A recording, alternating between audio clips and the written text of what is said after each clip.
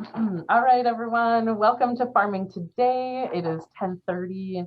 It's been a full day so far of really great speakers and presentations so far. So we're going to continue that into the 10:30 hour here.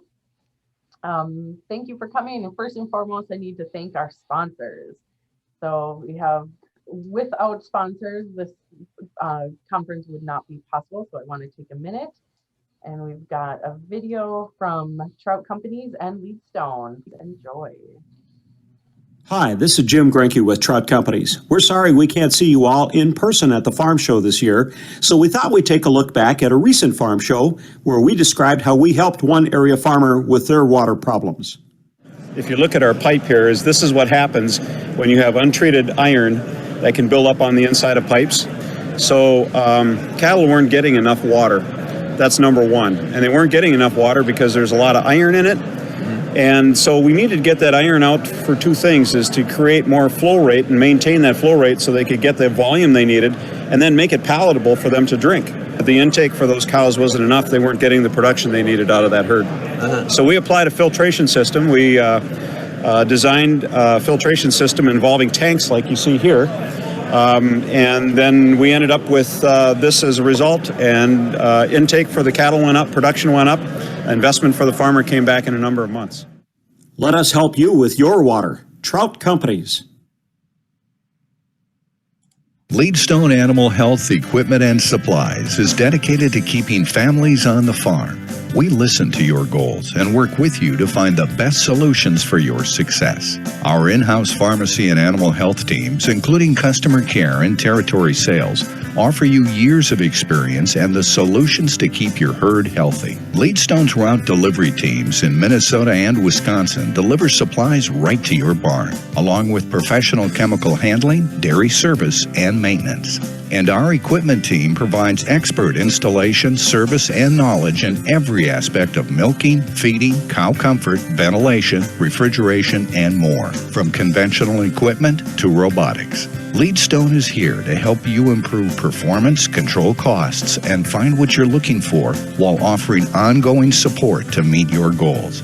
We're doing our part to keep families on the farm. Find out more at leadstone.com.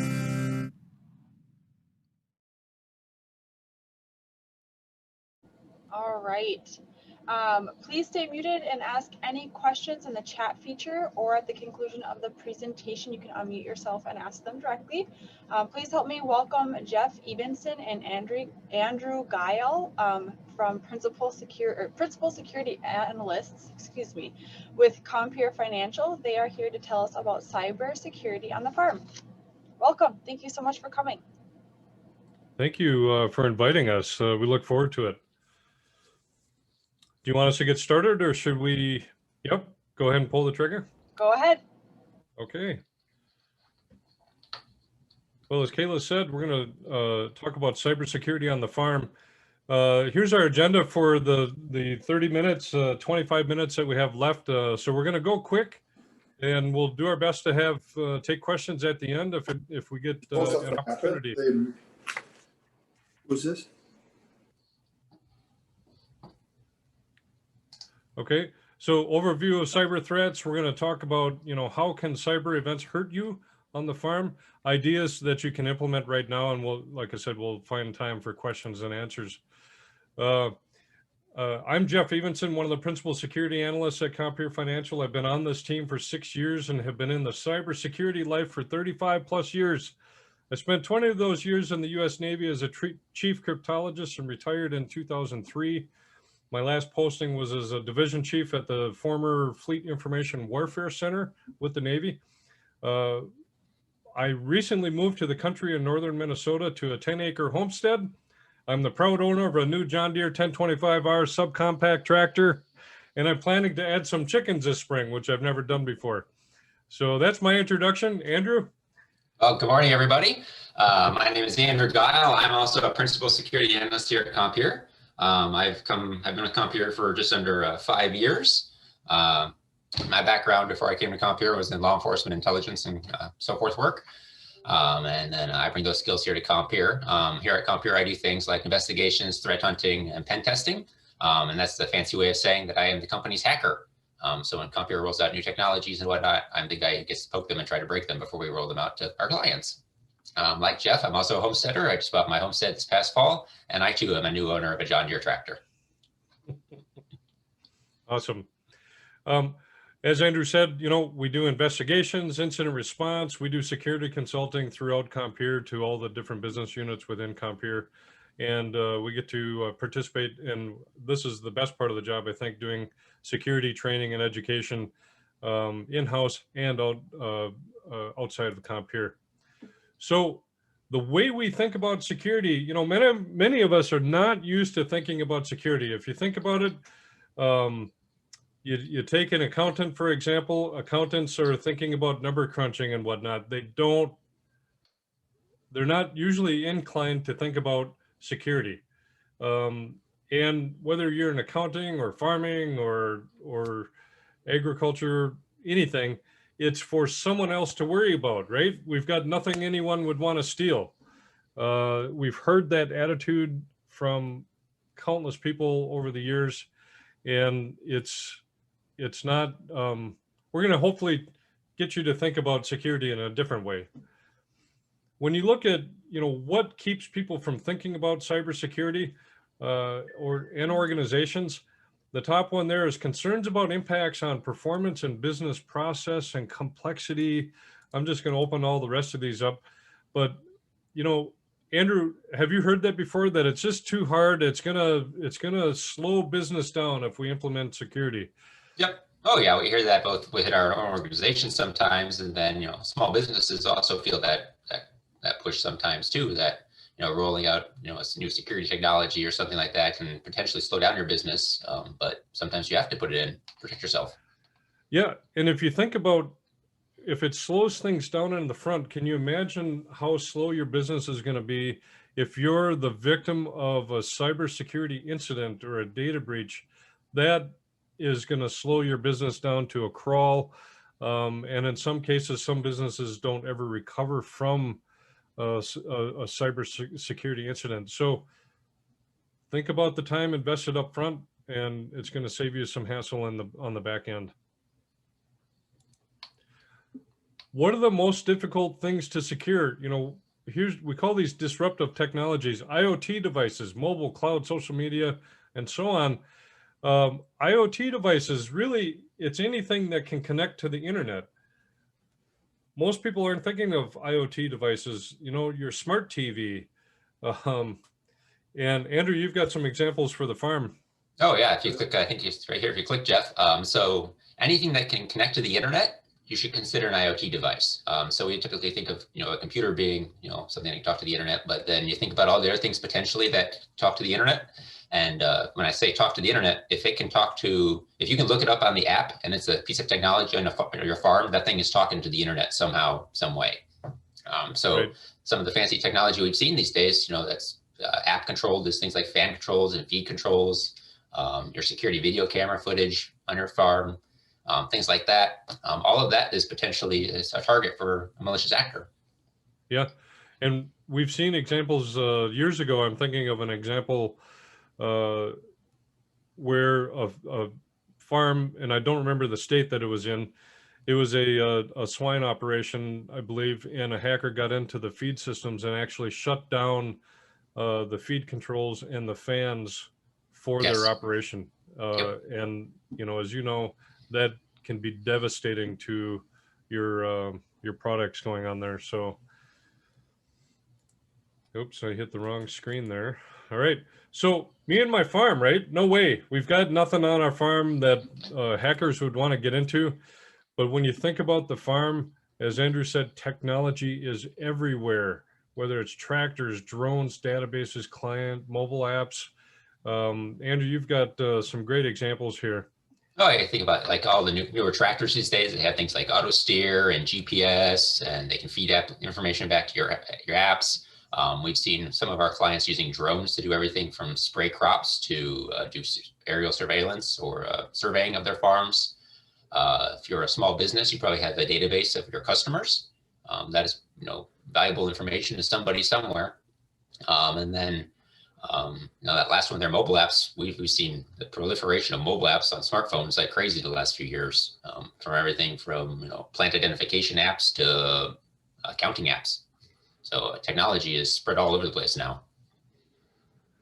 Yeah, and it's kind of scary when you think about it, especially with the mobile phone. A lot of us have the smartphones right in our pocket all the time. And the GPS tracker on that phone, can tell somebody everywhere you've been, Yep. if they are able to gain access to that. So sometimes that's kind of scary. Andrew, you've got a wonderful example here with Monsanto. Yep. So this happened a few years ago. And so a little bit of background, I wrote my master's thesis in 2006 on agricultural cybersecurity. And at that time, there wasn't much out there. I was one of the first people to start to look at it. And the response I got from a lot of producers and growers when I talked to them about it was, well, we're in agriculture. Who wants to target ag? Well, this was a great example of 2012, where hackers broke into a Monsanto business unit and managed to steal their database of information. And then they disclosed that information on the internet. So you have to put this in context that just because we're in agriculture, we are not targets for hackers. That's not true. That hackers go after anybody and anything that has a database out there that they can exploit. Yeah, exactly. And it was a couple of years ago. We're Compeer. We're members of the FBI's InfraGard organization, and they briefed us a couple of years ago on some Chinese, two Chinese people that were arrested down in Iowa. And what was going on is they went out, they were discovered out in the middle of a field that had recently been planted. And they were out there harvesting seeds that they want to take back to their country and reverse engineer the designs that went into those seeds. And so you think about it, you just have to be aware of everything. People want that information. And so we have to do what we can to protect it. Yep. And so, I mean, if you think about we were talking about that technology earlier about being rolled out on the farm. This is a great example of that. Precision farming. This is where you are deploying that specific amount of fertilizer or nitrogen to your crops. If a bad guy can get into that, that's all controlled by a computer, right? So if a bad guy can get into that computer and adjust the values or just how much the flow rates or whatnot, potentially, that can impact your crops. We'll talk a little bit about securing your farm and some of the technology on it, but think about potentially if somebody gets in and messes up what's going on with your applicator or something like that, that could have an impact to your homestead, your farm. Right. So I was doing a little bit of research for this presentation, and as I was trying to figure out what kind of tractor I wanted to buy in the future, I said, can I hack my tractor? I'm a hacker by trade. I'm like, what can I do to my tractor? And so I found an incident in the past where there was a bit of tough between John Deere and some individuals, where the individuals wanted to repair their tractor that has a computer on board, and John Deere said, no, you need to pay for the software. Well, somebody in the Ukraine said, well, that's not fair. I'm going to create that. I'm going to take the software, I'm going to crack it, and I'm going to offer it up on the internet. So what you saw happening was producers and mechanics out there downloading that software from the Ukraine and hooking their computer up to their tractor. So I said, well, maybe I can do this. I don't know. Let's find out. So I went out and I did about a half hour worth of research. And in that half hour, I was able to determine where I could buy the software, where I could buy the key generator and the cable to do it. I'm pretty sure it worked. I'm not 100% sure, but that's part of hacking, right? You got to experiment and play along the way. So the impact of this, though, is if I were to do this, I would be downloading that malware from a Ukrainian website.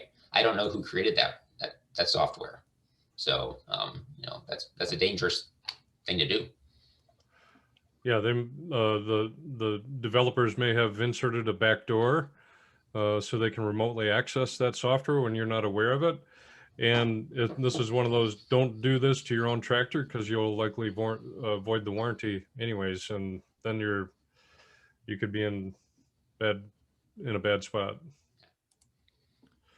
So when you look at how valuable is your information, if you have the attitude, I don't care if I get hacked, there's nothing valuable in my email. And we always ask the question, really? Think about your email box right now. How many of you actually take time to delete your email history? And most of us don't. You think about all the conversations and that you have in your email box where you might be talking to your bank, travel plans, you could be doing shipping notices, you might have harvesting schedules. And the good question there is, where do password resets go? It all goes to your email. And if somebody, if you think about it, what are you giving up if someone gains access to your email history? Okay. Andrew, what have you seen with that? Well, we've seen incidents of where the bad guy gets into your email and tries to change your passwords. I mean, I don't have to get access to your bank, but if I can get access to your email, I can then get access to your bank, right? It's about pivoting or hopping from one place to the other. We've seen cases where people have compromised people's email and changed forwarding rules within that email. So even though you're able to log in and see the email coming into your box, you may potentially have somebody in your box or in your email who's taking emails coming into your box and forwarding it, right? They're using your email to impersonate you, and you may not even know it. They set a special rules within your email. So email really is the crown jewel of any time that we're doing pen testing or trying to break into somewhere as part of our security testing. Email is one of the first things that we target. Right. And we've seen case studies where hackers have monitored email dialogues going on, and they will time their hacks on a company based on when the CEO, for example, might be out on vacation, or their financial officer could be taking a vacation. And they only know this because they've been talking about it in their email thread. And that's where they'll try to change information and ask for different stuff. So you really have to kind of be careful there. So what can we do, in terms of practical security, Andrew? Yep. Well, I always say if I go to a presentation, I always want to walk away with at least 2 or 3 things that I can do, go home tonight and implement right away. So I thought, oh, this would be a good chance to do that. So I think the first thing everyone needs to understand is most breaches that we've seen, whether it's Target, if it's Equifax, if it's, any of the big companies you've seen hacked over the last few years, 99% of the time, it's a simple phishing email. It's not an advanced hack of any kind. We see that compromised because of bad passwords. So if you followed the SolarWinds issue over the last few months, that was because of a bad password, right? It was SolarWinds 123. It was easily guessable. We've seen the lack of multi-factor authentication that causes issues. And if you don't have MFA, it's very easy to break into an account. This is, if you can implement this very simple security, it goes a long way in protecting you. Yeah, it does, definitely. Yeah, this is a great slide. I love this picture. You don't have to outrun the bear. You just need to outrun the person next to you. It's the same thing in cybersecurity. If you got one layer of security more than your neighbor does in the world of security, as a hacker, I'm going to go take the easy target. I'm not going to waste my time trying to figure that out if I can get somebody else. So, simple security goes a long way. Right, right. So the very first thing you can do right now, whether you have Gmail, if you have Facebook, I think even things like Etsy, is to turn on multi-factor authentication. So multi-factor authentication basically means that you have a username and your password to log in somewhere. And then when you enter those credentials into a website, you either get a text message or an app pops up on your phone. It's something out of band that the hacker can't have access to. So if I were to steal Jeff's password right now and try to log in into Jeff's bank right now, even though I had his username and password, I wouldn't be able to get in because Jeff has multi-factor authentication turned on for his bank. So right. By far, Jeff usually always knows where his phone is. So yep. Implementing multi-factor authentication is the best thing you can do right off the bat. Right. So along with multi-factor authentication, you can't have that conversation without having a conversation about password hygiene. You want to have good password hygiene. And the idea there is to have a strong, unique password for every site that you log in. Most of us have had, you think about the history, and I used to be guilty of this too. We use the same 1 or 2 passwords for all of the sites that we log into. Okay. Well, in today's day and age on the internet, you can't survive without having a password manager. Invest in a password manager. You won't regret it. When you look at the type of password, spring 2020, exclamation point, we probably should update the slide to spring 2021. It's not a good password. Hackers can guess that. They have automated tools that will guess that in seconds, literally seconds, if not less. And so every variation of 8-character passwords can be guessed. So you want to lengthen those out. It can take a couple weeks for a password hacking tool to guess a password of 10 to 11 characters, okay? But you get into some good examples here of passwords. Instead of using passwords, which can sometimes be challenging on the fly, instead come up with passphrases. Use a sentence. You can string a lot of words together. Some examples here: I harvest chickens for food, okay? And you can see there's some character substitutions in there for like the letter A. Use an @ symbol. The next one is winter in Minnesota is too cold. Can you grow things here? And I think Andrew wrote this slide. So Andrew lives down in Illinois. So, and then the idea there is change your passwords every so often. Not too often. I recommend like an annual cycle of your passwords, go through. And so what happens if you use the same 1 or 2 passwords? If a hacker gets one of those passwords and breaks into, let's say, one of your accounts, well, now they have access to all of the accounts that have that password. And yes, hackers will try everything they know about you. Everywhere you log in, they will try to use those same credentials. So if you're using a password manager to store all of your web logins, if you were to look into my password manager today, I have over 500 different web login accounts in there, okay? And it didn't start out, I started out with just a small number, but over the years, when you're web surfing, you click on something and it says, oh, if you want to read this article, you have to create an account. So I do that and I store it in my password manager, and over time it starts to kind of grow in size. Then if that one company is hacked, I only have to change that one password and not all 500 of them. The next tip here is keeping your stuff patched. Stuff is the technical term, but you want to keep your systems up to date and patched. Allow for automated patching where possible. The big one here is don't forget your IoT of things, and only install legitimate software. Andrew, do you have some comments on this? Well, it goes back to that example of Ukrainian software to work on your tractor. You only want to download and install legitimate software that you've either paid for or you can verify as from a valid publisher. Right. Well, and keeping your systems up to date and patched, when you look at the history of the major breaches that have happened out there and the major hacks, it's happened with systems that were not patched using old patches of vulnerabilities that are 2 or 3 years old. And hackers are good at finding these systems that haven't been maintained and kept up to date. And so they're going to come in with an old vulnerability that's so preventable if you would just keep your systems patched. Yeah. You have to put it in the context of maintenance, right? We all work on farms or homesteads or agricultural operations. You take care of your tractor, you need to take care of your computer the same way. Right. Exactly. So back up, and back up. What's the takeaway from this slide? Back up. Okay. Yep. So schedule it, automate it, secure it. And the key thing here is if you're going to have regular backups is you want to test your backups and verify that they function and can be relied on, because you don't want to be in the middle of a ransomware episode or incident only to discover that your backups don't work. Okay. And then you're toast. You may have to end up paying the ransom. But typically, if you get hit with something like ransomware and you have good backups, you can usually just restore over that infected system and you'll be good to go. Yep. It's boring until it's not. Oh, right. And this is the one control that you have control over, right? If you have a financial institution that doesn't do MFA, you can't turn on MFA where you can't turn on MFA, multi-factor authentication.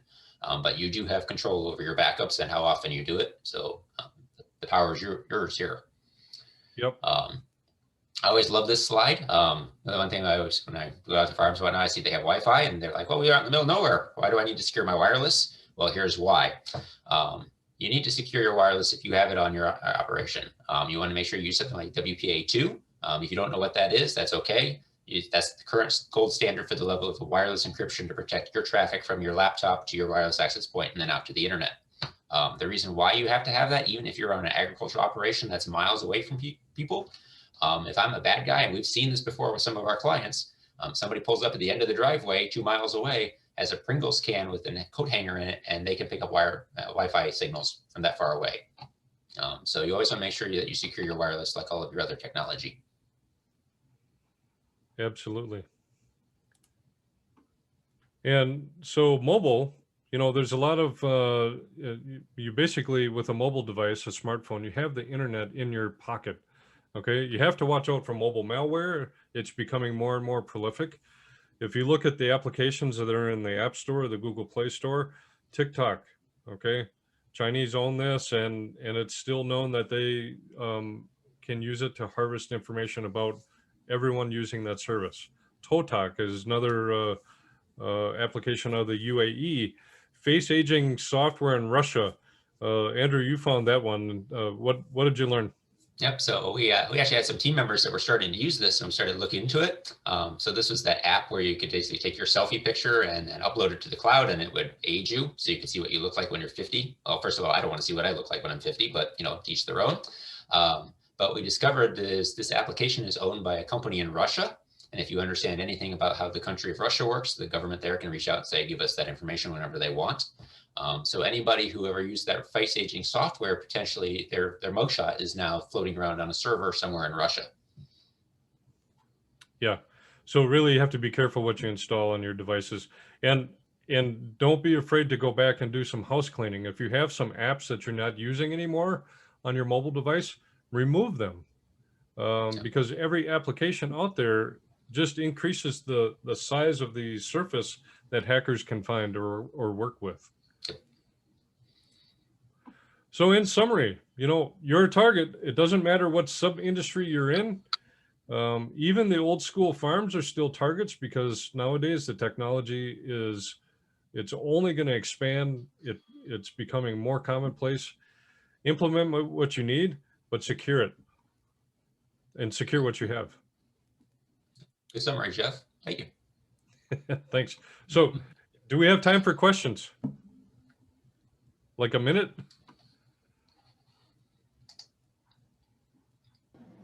Yep. So, looks like we had one question there in chat, Jeff. So the question is, who regulates all this? Well, it depends. If you're in a certain industry, like we're in the financial services industry, there are certain regulations that we have to follow. The best place you can go oftentimes for, to understand what your device can do is go to either Google it. I have a device, how do I secure it? And oftentimes there's information out on the internet of, I have a tractor, how can I secure it a little better? The other thing you can do is read the instructions that come with that device, and look for the keywords like securing, passwords, authentication. Those are the important things that you want to look at when you're trying to secure your device. Yeah, and I agree with this statement. No one makes it easy. Yeah. Microsoft tries to make it easy. If you have a Windows computer, for example, you can set the settings to auto install the updates when they come out every month, and it does it for critical updates and whatnot. But it still does require a level of manual intervention. And if we have further questions for either you, Jeff, or Andrew, is there a good way to get a hold of either of you? Yes, you can reach out by email. I'm at jeff.evenson@compeer.com. Yep, and I'm andrew.guile@compeer.com. We'd be certainly willing to entertain questions offline. Perfect. Thank you so much, both Andrew and Jeff, for presenting today. And thank you to everyone for coming. On your screen, you can choose to leave room to go back to the main waiting area for the next presentation. Okay. Thank you, everyone. Thank you.